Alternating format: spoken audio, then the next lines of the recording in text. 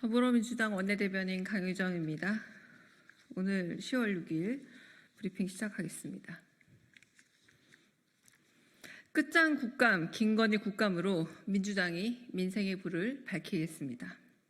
내일부터 오는 25일까지 22대 국회 첫 국정감사가 시작됩니다. 국감 대상 기관은 802개로 역대 최다고 기관, 일반 증인도 2,800여 명에 달합니다. 윤석열 정부가 3년간 이 나라를 쑥대밭으로 만들어 놓은 무능, 무대책, 무책임의 방증입니다. 민주당은 끝장감사, 국민 눈높이 국감, 민생 국감이라는 3대 기조로 6대 의혹을 추궁하고 민생 5대 대책도 세우는 365일, 365일 일하는 365 국정감사에 임하겠습니다. 올해 국감은 필연적으로 김건희 국감이 될 수밖에 없습니다. 국정, 공천, 이권, 수사, 인사 개입뿐만 아니라 방탄검찰, 보복수사, 권익위 무력화 등 결국 6대 의혹의 중심에 김건희 여사가 있습니다. 쌍특검을 거부하고 반대한다 해도 죄가 사라지지 않습니다. 모든 의혹의 고리에 김 여사가 있다는 사실에 국민의 분노가 끌어넘칠 지경입니다. 민주당은 김건희 특검법에 명시된 의혹을 국정감사장에서 매섭게 검증하겠습니다. 법사위, 국토위, 교육위, 운영위를 통해 도이치모터스 주가 조작, 명품 가방 수수, 공천 개입, 대통령실 관저 이전과 논문 표절 의혹의 실체를 낱낱이 파헤치겠습니다. 법이 정한 국회 권한을 총동원해 행정부를 견제하며 국민께서 허락한 적 없는 윤석열, 김건희 공동정부의 실정을 낱낱이 드러내겠습니다. 윤석열 정부가 망친 민생 회복의 기운을 민주당이 끌어모아 보겠습니다. 두 번째 브리핑하겠습니다.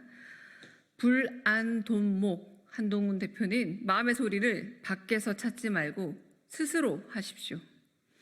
이재명 대표의 선거 유세 발언에 국민의힘 한동훈 대표의 귀가 번쩍 뜨인 모양입니다.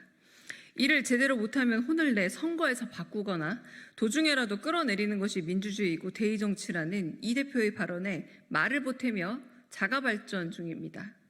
한동훈 대표는 대통령을 끌어내리겠다는 구호를 앞장세워 선거의 판을 정쟁의 상으로 물들이고 있다고 했고, 나경원 의원은 탄핵 공세가 끝을 모르고 폭주 중이라며 맞장구 쳤습니다.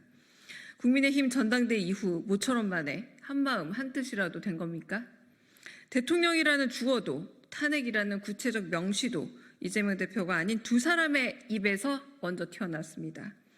불안돈목이라더니 민주주의 대의를 말했는데 기다렸다는 듯이 탄핵을 입에 올리고 있습니다.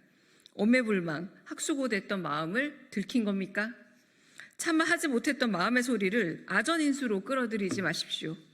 야당 대표의 대의적 발언과 조언을 부족한 자기 동력의 근원으로 끌어쓰지 말라는 말입니다. 김민석 최고위원의 말처럼 차도 살인이라도 바라는 겁니까?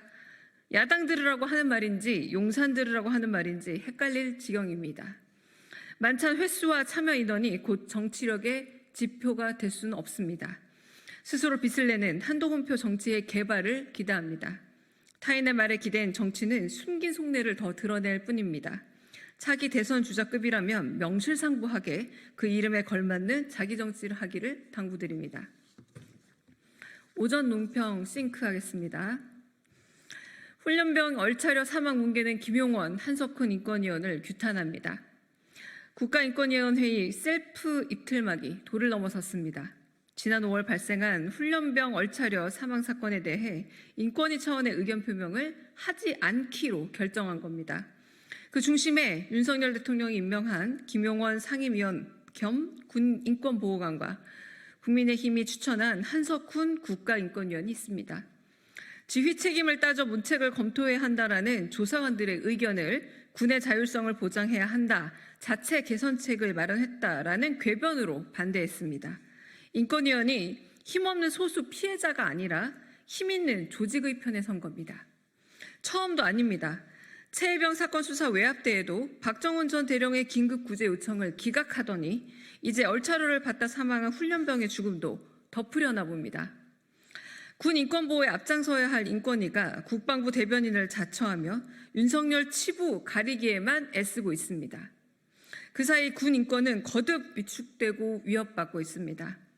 입대한 지 열흘도 안 된 청년이 25kg에 달하는 완전 군장을 하고 얼차려를 받다 사망했습니다. 군인이 지휘관의 명령을 따르다 군대에서 사망한 겁니다. 국민은 그 책임을 군대에 엄격히 묻고 있습니다. 국가인권회의 눈에는 국민의 분노와 질문이 보이지 않습니까? 자신을 임명한 대통령에게만 충성하려면 국가인권 떼고 윤석열 위원회를 만들어 일하십시오. 김용원 상임위원과 한석훈 인권위원은 국가인권위원회의 존재 이유에서 가장 먼 곳에 있는 인물입니다. 윤석열 대통령과 국민의힘은 반인권 친권력적인 인사들로 인권위를 모멸하고 훼손한 책임을 져야 합니다. 윤석열 정권의 무대책 인사 알박기 멈추십시오. 분노한 국민이 반인권 조치로 국민인권을 짓밟은 행동을 반드시 심판할 것입니다. 마지막 싱크하겠습니다. KBS 사장 공모가 충성의 무대로 전락했습니다. KBS 차기 사장 후보들의 충성 경쟁이 목불인견입니다. 이미 땡볕 반성으로 전락한 것도 모자라 아예 대통령 부부 보기 좋은 충성의 무대, 아첨의 채널을 만들고 싶은가 봅니다. KBS 훼손의 주범 박민 사장이 연임 의사를 밝혔고 김건희 여사 명품백 수수 의혹을 조그마한 파우치로 감싸준 박장범 앵커도 질세라 줄을 섰습니다. 전두환 씨가 아니라 전 대통령으로 통일하라 해 세간의 지탄을 받았던 김성진 뉴스주간도 손을 들었습니다. 더 심각한 건 심사 방식입니다.